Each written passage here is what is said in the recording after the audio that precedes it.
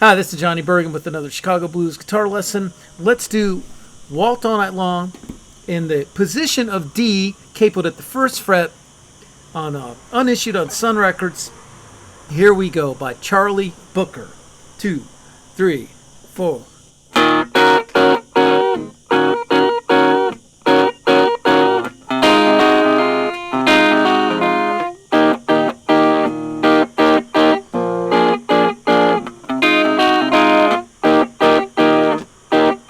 One more time.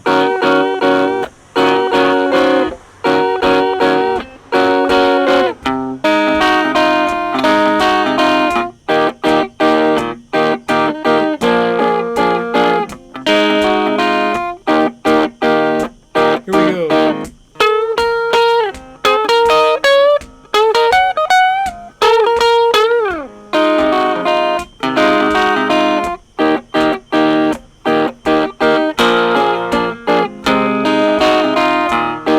Let's try it one more time.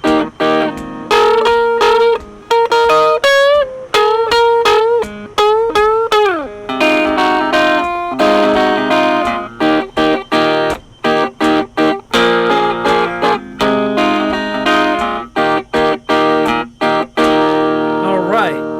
Lot to talk about there. I love this. I love the D position. I love the stomp that they have. Spat, spat, spat. Such a great beat. I remember Robert Plunkett, who was a great blues drummer who I got to play with in Chicago back in the 90s. He used to play beats like that. And love that sound, man. And I like the position of D. I like the position of D with a capo. I love his 4-bar solo. There's a few times where he jumps, and yes, there are 2 versions of this song. I played a bit of the, I tried to play a bit of both as far as the quote-unquote solo. It's actually just 4 bars where he steps out, and then he just goes back to his basic thing. So he was a guy from deep in the Delta, and he saw Charlie Patton, and then he got an electric guitar. Looks like he was a telly man from what I can tell, and adapted these themes. I like his other stuff too, but we'll get to that. And moved to South Bend, Indiana. And some of you folks from South Bend, I'm sure you've seen Charley Booker. I heard his name a lot. By the time I was playing there, he had passed in '89. He was born in either 1919 or 25, depending on which version is correct. So anyway, I'm not sure if he used the pick or not, but I think he used his fingers because it really makes sense with this down, up, up. It's like.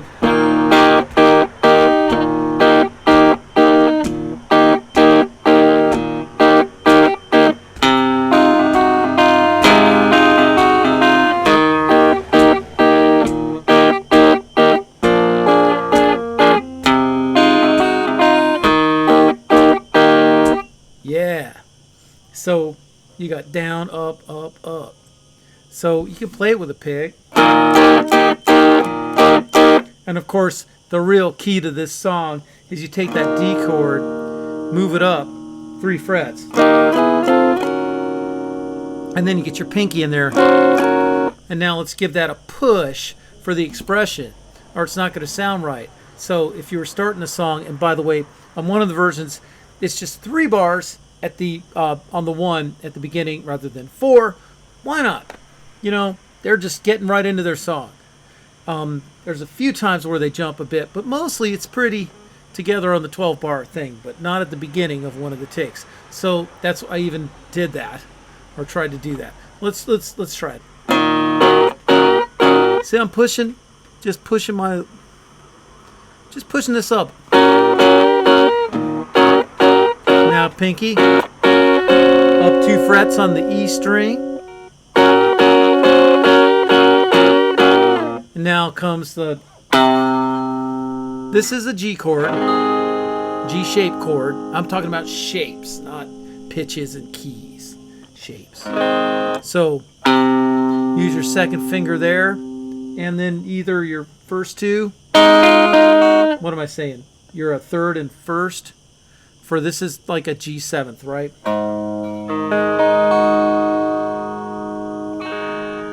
First fret up, third fret, first fret up on the E string, third fret up on the G string. And then you got to sort of swing that part. But we're not going to do it that way. I'm just doing that to show you how it's like a G. We're going to play the A string, second fret up. You can use your pinky here and first finger, or third and first finger.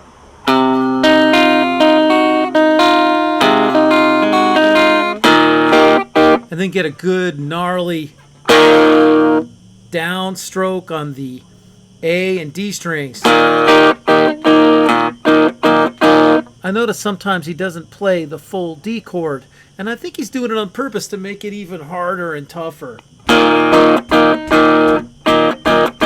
That's kind of like saying, yes, that's the end of my thought. Instead of, he went.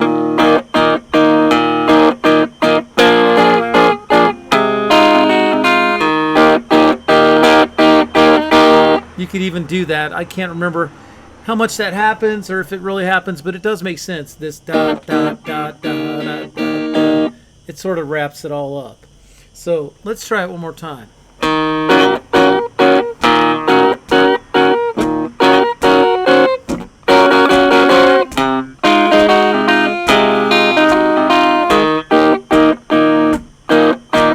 A7. The main thing is really sort of beat on your guitar a bit. Don't make it sound too pretty. Really brush the hit a few strings at once.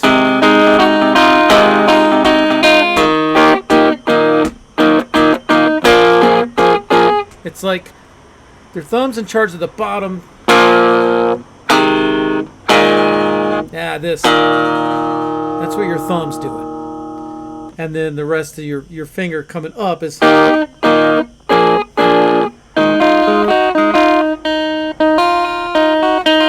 use two fingers if you want.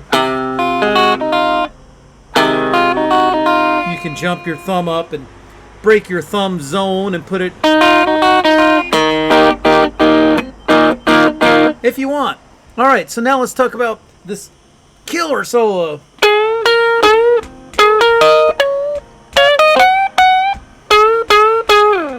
That was kind of a hybrid of the two solos. I love the way it matches the phrasing. The lyrics are so great here, man. And of course, we all know that he took some of these lyrics and so on, and it all came out of Charlie Patton in these really deep Delta songs. And I really like the bass line, too, where it's kind of like the beginning of your box bass line.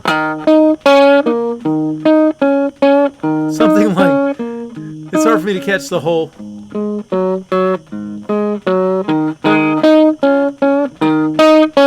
It's such a great stomp. But anyway, getting off the subject, let's go back to...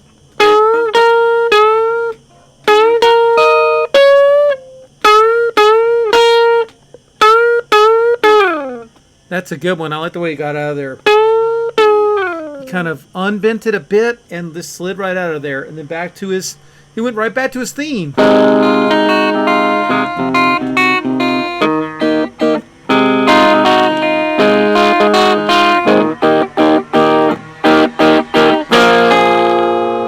And then, you know, D is just great, man. Like, I'm going to do another lesson later on Riding in the Moonlight, you know.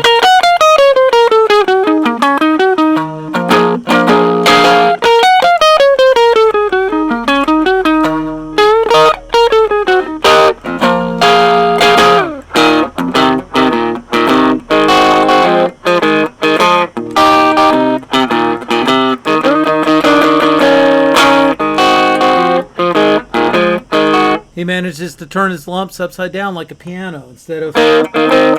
He goes...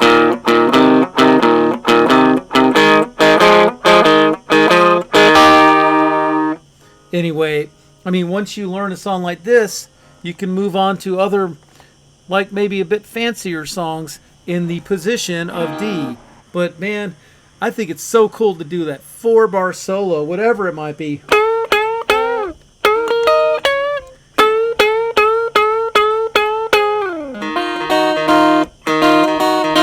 In fact, you don't even always have to do It sounds good, just the D note. So occasionally, if you don't want to do this, you don't have to. Anyway, I would love to hear your memories of Charley Booker. All you South Bend blues fans out there, and I know there's a lot of you. You know, did he use a pick? What was his repertoire? What was he like? And so on. Please share it with us in the comments. Hope you enjoyed this stomping tune that would sound great at a rockabilly festival or anywhere. I mean, we got to bring this song back. So join me on Patreon for weekly guitar chats, and subscribe to my YouTube channel. Hit the notifications. Tell your friends. See you at a show. See you next time. Thanks a lot.